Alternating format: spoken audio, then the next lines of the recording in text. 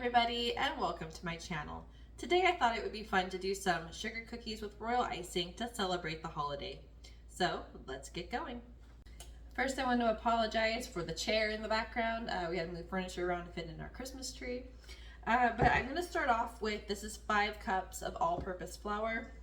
And I'm going to add in 1 teaspoon of salt and 2 teaspoons of baking powder. Now, earlier this week I did this recipe, but I made it an orange and clove sugar cookie, which was so delicious, and you didn't have to put any frosting on it. It was just really good with tea or coffee. And if you are going to do the orange and clove variation, I added 1 teaspoon of clove into my dry mixture, and then into my wet mixture I added the rind of a whole orange and then about a half an orange squeezed of the juice. So I'm going to mix this real quick just to make sure it's all blended in. And then we're going to put 3 sticks of butter in our stand mixer. This is room temperature. Okay, so we're going to turn this on and let it go until it's nice and whipped. Okay, now that that's been blended for a little bit, it's not super whipped up, but it's not like big chunks. I'm just going to add in the sugar, which is 2 full cups of sugar. Obviously these are sugar cookies, so they take quite a bit. And then we're just going to blend these till they're really well blended, a little bit fluffy. I'm going to scrape down the sides, make sure everything is off the bottom.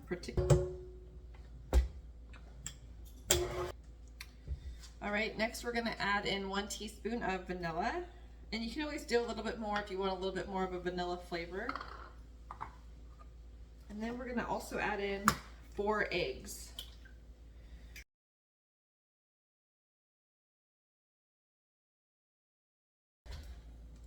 Now this is where you really want to make sure you're scraping down your bowl. Alright, and then we're simply just going to dump this in. I think I'm going to do half at a time, that way it just doesn't come flying out of my bowl.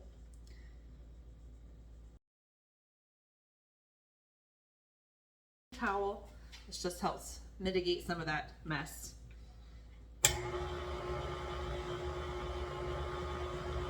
Or not, because it still came flying out. Maybe not as bad as it would have. So this is a really thick dough. We're just going to scrape this down.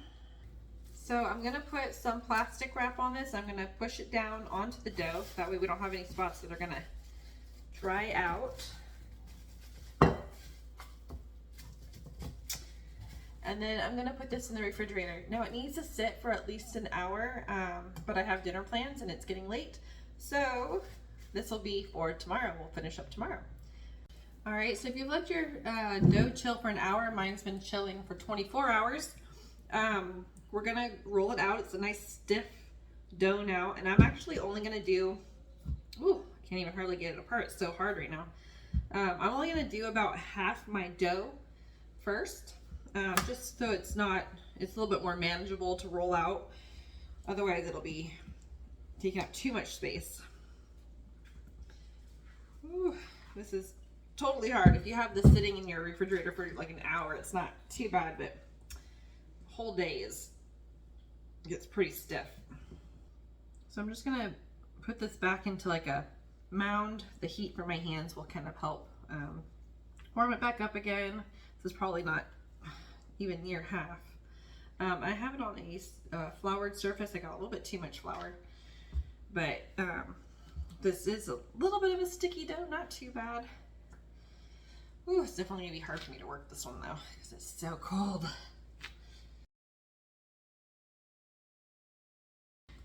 So I'm gonna roll this to about a ½ inch thick. You can do it thinner if you want, 1/4 inch, but I just like the ½ inch because it gives it a nice, like, soft bite when you go to eat these.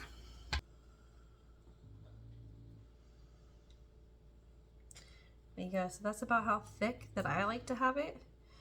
This is a little beanie or snow cap. And then I have a pre-lined paper here, pre-lined baking sheet. Just set them right on top. And just do whatever fun designs you want.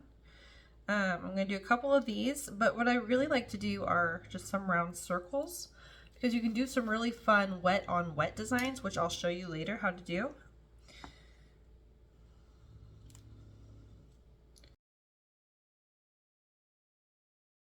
So I'm going to throw these into the oven at 400 and they only cook about 6 to 8 minutes. Just kind of look at the color, what you want. I like to go for a nice golden brown. And this recipe makes about 3 dozen.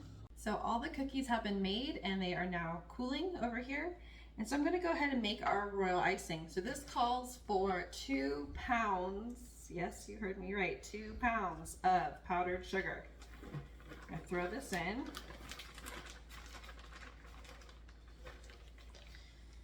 And then I'm going to add in, oh, here it is, way over here, sorry. This is 3 tablespoons of meringue powder. Royal icing is a egg white base. The meringue powder is excuse me. The meringue powder is dried egg white. It's just more stable, so this will last 2 weeks, where the egg white would only last like 3 to 4 days. So we're gonna put this in, and we're just gonna give it a quick mix.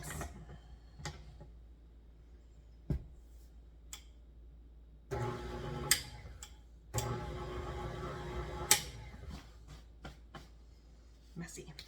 So my other paddle attachment, the one that does not have the side like this, it works a little bit better. The side kind of kicks up the powdered sugar and it's going everywhere. So I'm just going to, for the first little bit, get all this knocked back in there. I'm just gonna add the water and the sugar and just kind of hand mix it. And I'm adding in 2/3 cup of water, but I'm not doing it all at once because I might not need the whole 2/3 cup. It kind of just depends on what consistency you're going for, and it kind of depends on like the weather. If it's rainy and the air has more moisture, it's gonna not need as much water. So let's just add a little bit more. And then once this gets a little bit more solid, I'll reattach with the stand mixer. Much better. So I've got in, I'm at just a little over a 1/4 cup right now, and I'm going to go ahead and add in my other liquid before I add in more water. And I have 1 tablespoon of clear vanilla.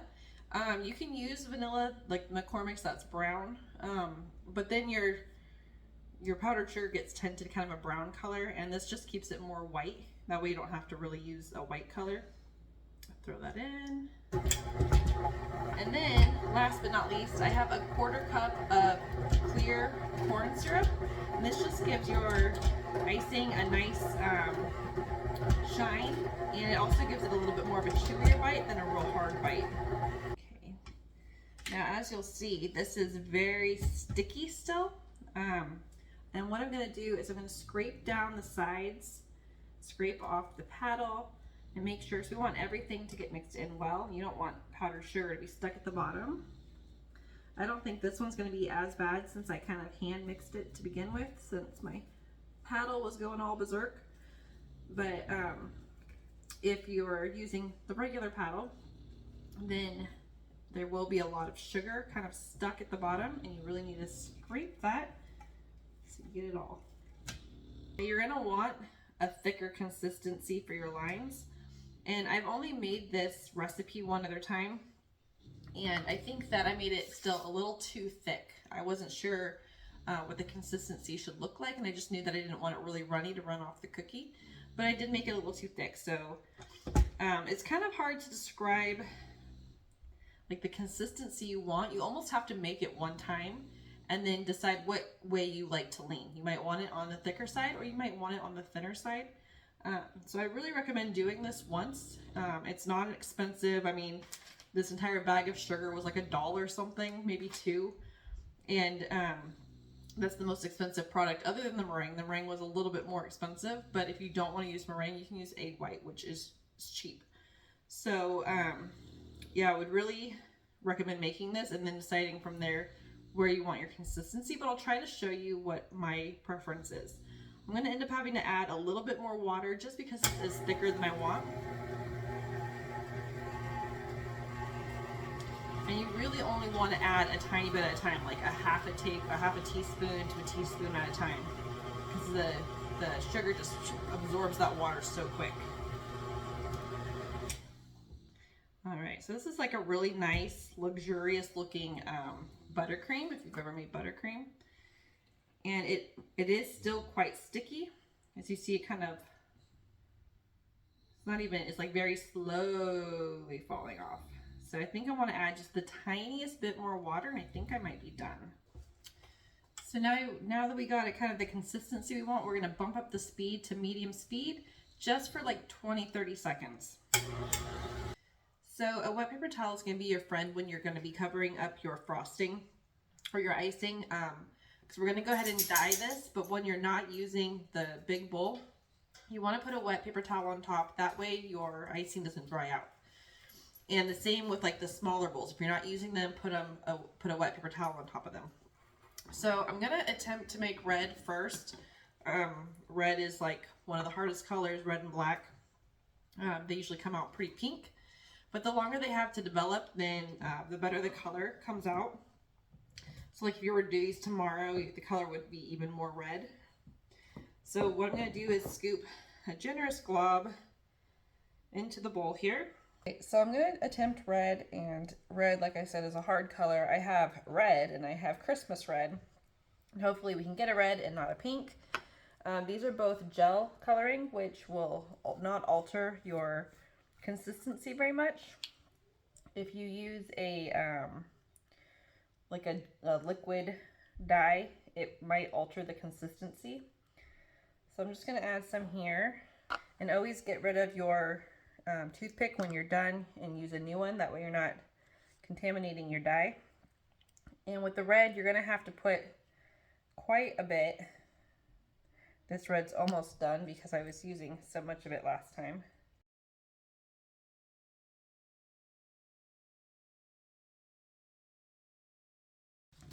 So I just have these liners. They have a really thin seam on the side. Oops, that's two. See, they're so thin. And these work really well. And I'm just going to curl this up and let it sit to the side, and it will darken up a little bit. And then I'm going to go ahead and work on this. So this is going to be also our filler. That way we're not having to use two different shades of red. It's going to be the same shade. Even though this isn't really red, it's kind of a weird color. But I'm just going to add a little bit more water to it to make it a little bit more pliable. And this is what's going to be for the inside of our cookies.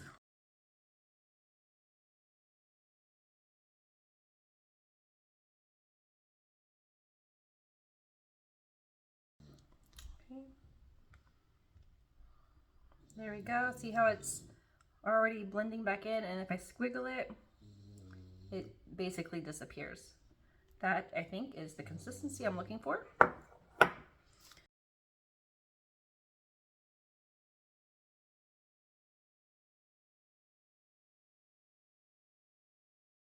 I thought I would show you a couple of the wet on wet techniques, and then also a one that I'm going to use that's dry. So what I like to do is I put an L so I know that this one's my liner, so I don't get it confused with this one, because obviously they look the same, but this one is my flood. This one is my liner. So let me cut a small little hole. Like, it's very, very tiny. I don't even know if you saw how much came off. Not very much. And actually, I might have gotten that too wide. Let's see. Can I slowly go around the edge?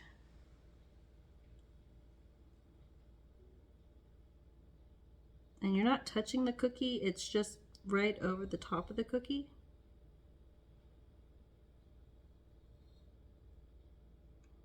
Okay.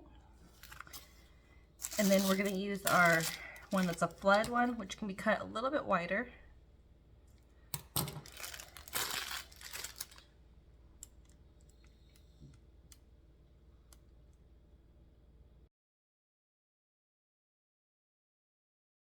So I don't have one of those little cute styling things, but a toothpick works just as well to get rid of those little pockets. And I'm going to draw lines.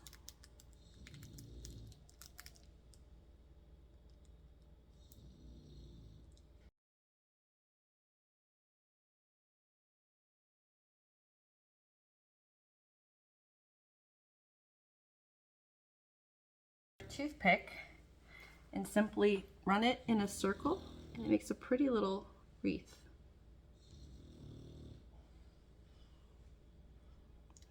Like crazy simple, right?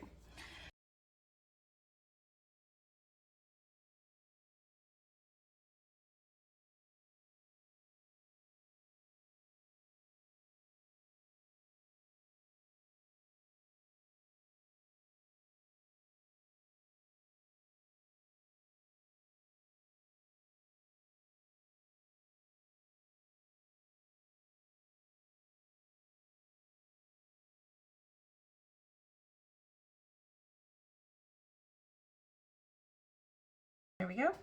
And then tomorrow, once this is all dry, I'll add some lines down here and maybe do a texture on the glove. And then this one will be good. But this one has to be dry before we do that, otherwise it'll just blend in like these ones did. But here's the up close of this one. Isn't that just super cute? And same with this one.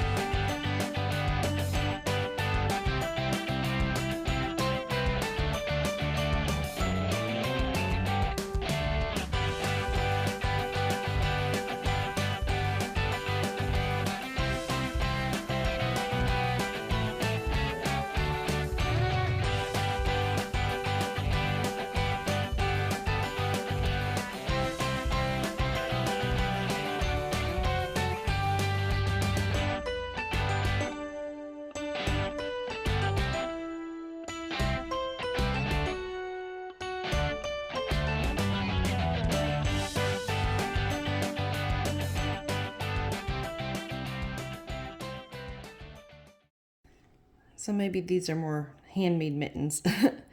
I'm obviously not very good with the knitting pattern. Plus it was killer on the hand, so you might want to avoid that if you're new to it. If you liked my tutorial tonight and you'd like to see more of my baked goods, please like and subscribe below. Happy holidays, everybody!